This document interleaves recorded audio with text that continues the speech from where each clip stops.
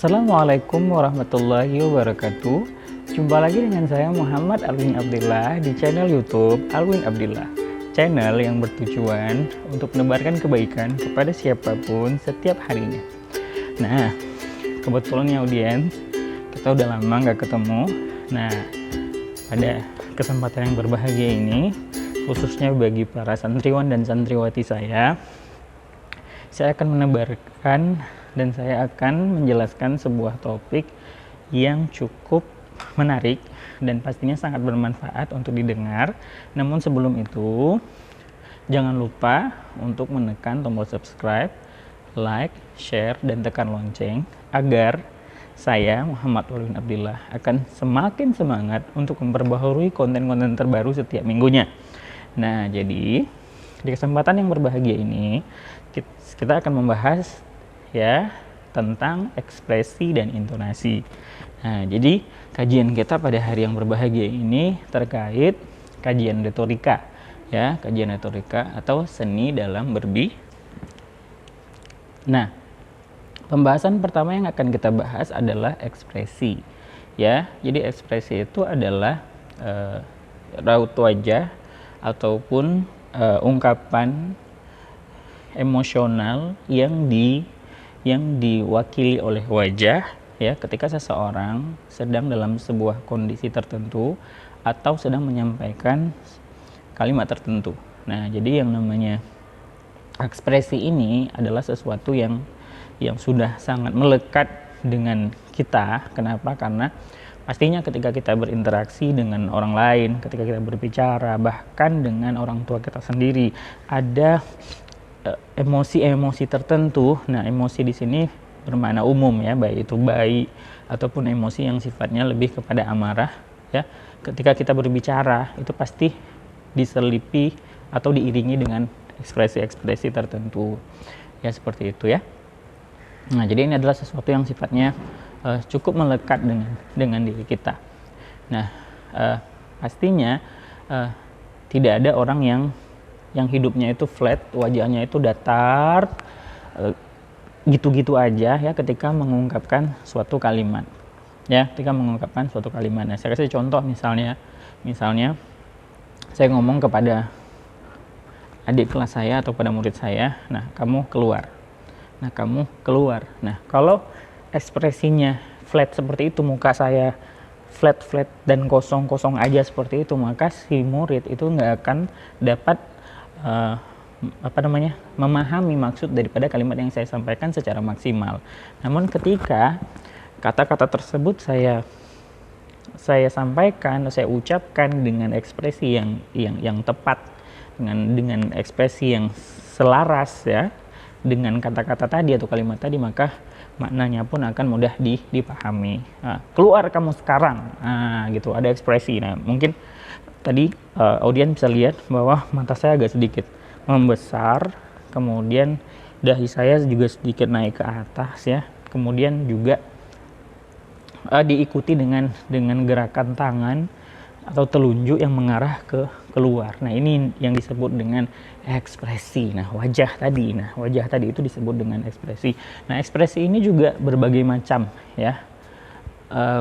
Ada ekspresi ketika kita membacakan deklamasi, ada ekspresi ketika melakukan pagelaran musik, ekspresi ketika kita sedang melakoni sebuah drama. Namun fokus kita pada hari yang berbahagia ini yaitu di retorikanya, gitu. Bagaimana ketika kita berpidato kita memberikan ekspresi yang tepat sasaran, gitu, ya. Jadi ekspresinya tepat sasaran, raut wajahnya juga tepat sasaran.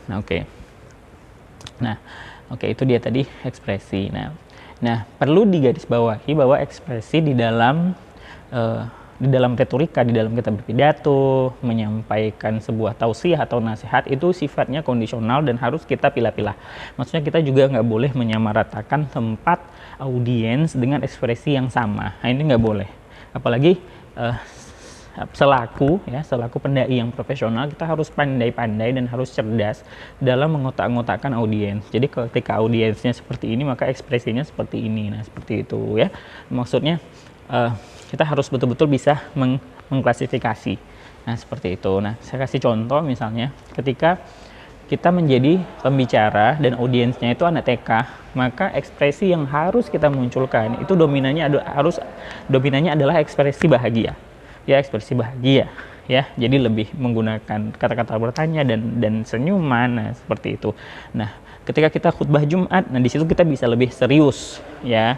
Kita bisa lebih serius dalam mengekspresikan kalimat-kalimat tertentu ataupun kata-kata tertentu. Nah, seperti itu. Nah, ketika khutbah Jumat yang sifatnya sangat-sangat formal, nah disinilah kita bisa betul-betul memaksimalkan ekspresi wajah kita ketika kita menyampaikan gagasan-gagasan tertentu dan penekanan-penekanan terhadap kalimat-kalimat tertentu. Nah, ketika kita misalnya audiensnya ini ibu-ibu ya, atau misalnya remaja, nah ekspresinya juga harus lebih soft. Nah, seperti itu ya. Jadi tetap harus mempertahankan ekspresi dasar. Apa itu ekspresi dasar? Nah, ketika kita mengatakan saya senang, tentunya wajah kita juga harus mencerminkan emosi yang menunjukkan bahwa kita senang gitu. Bukan oposit dari itu. Nah, seperti itu ya, tetap dengan ekspresi dasar, cuman tingkatannya aja. Nah, misalnya saya kasih contoh nih, ketika kita berbicara di depan anak SD misalnya, dengan nada yang seperti ini, wahai anak-anakku, ketahuilah bahwa melawan orang tua dan tidak berbakti kepada orang tua itu hukumnya haram.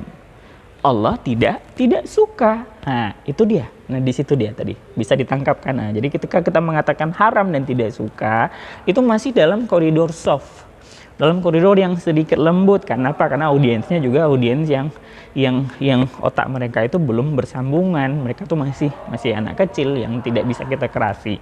Nah, ketika kita audiensnya ini, misalnya kita ngomong yang seperti itu ketika khutbah Jumat. Nah, ketika khutbah Jumat itu harus lebih barbar dikit gitu, harus betul-betul maksimal. Nah, hadirin yang dirahmati Allah, berbakti kepada orang tua adalah sesuatu yang dituntut. Sebaliknya, ketika kita durhaka kepada orang tua, maka kita akan mendapatkan azab Allah dan itu dilarang oleh Allah. Nah, seperti itu. Jadi ketika kita berkhutbah Jumat, itu ekspresinya bisa jauh lebih maksimal, penekanannya juga jauh lebih dapat. Nah, seperti itu. Kalau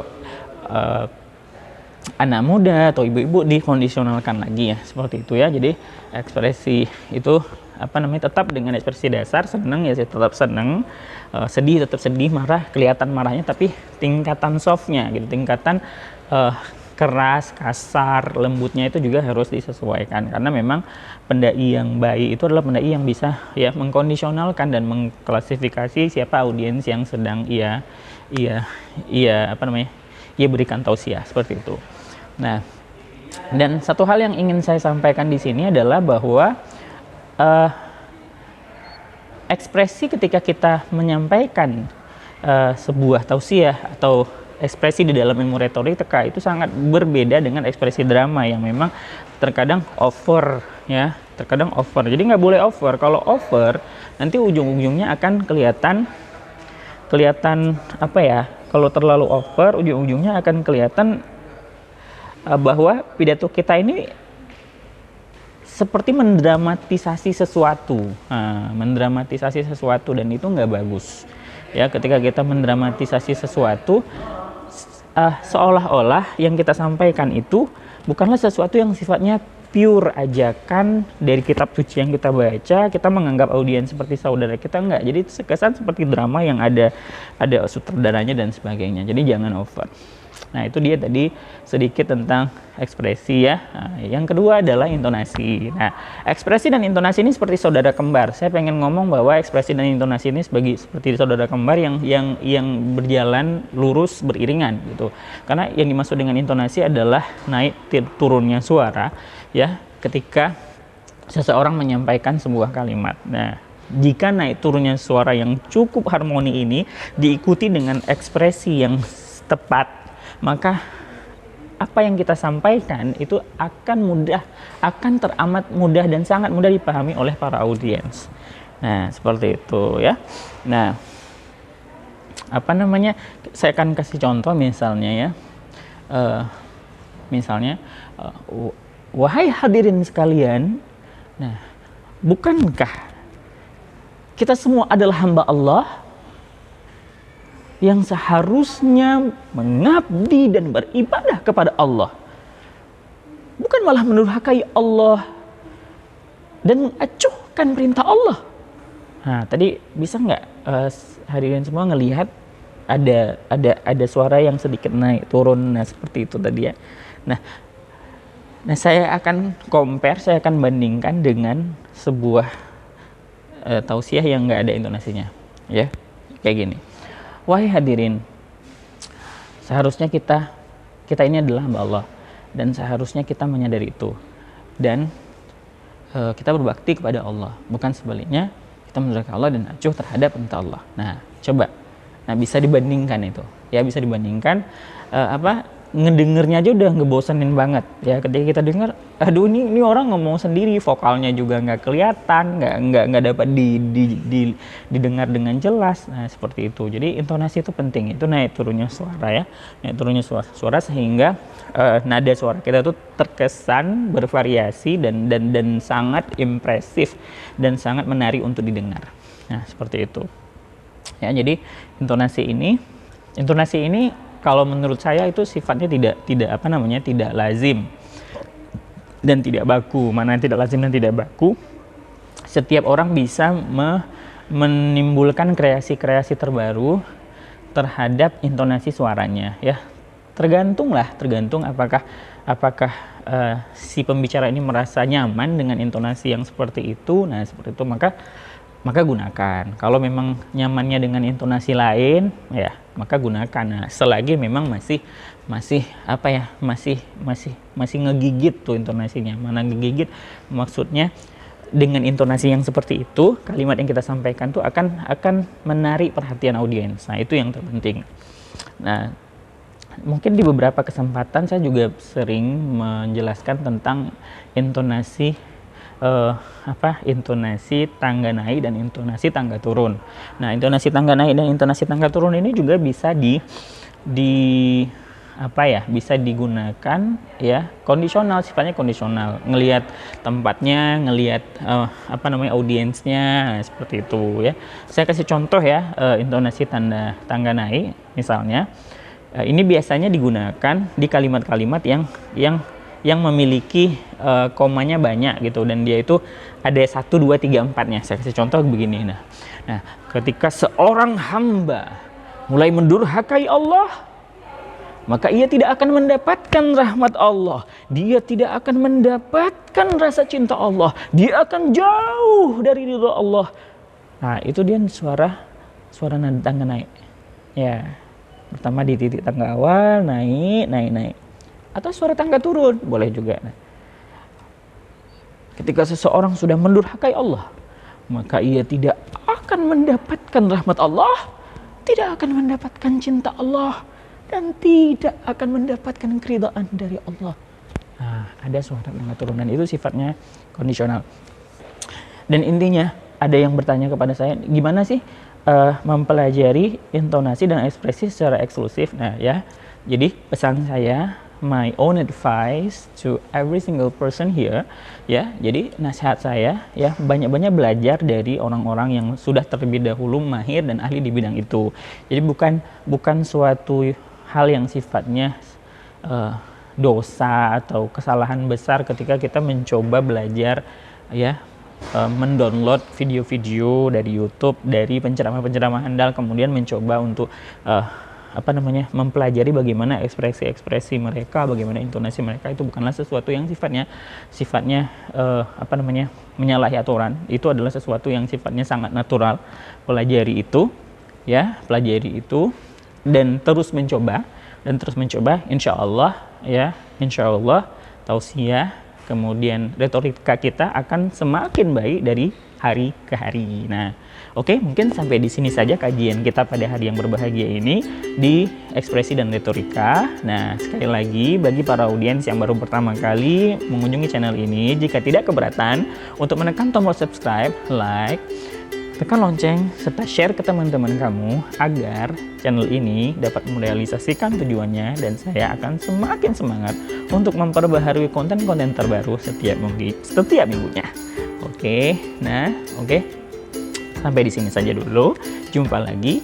Ilal liqa. Wassalamualaikum warahmatullahi wabarakatuh.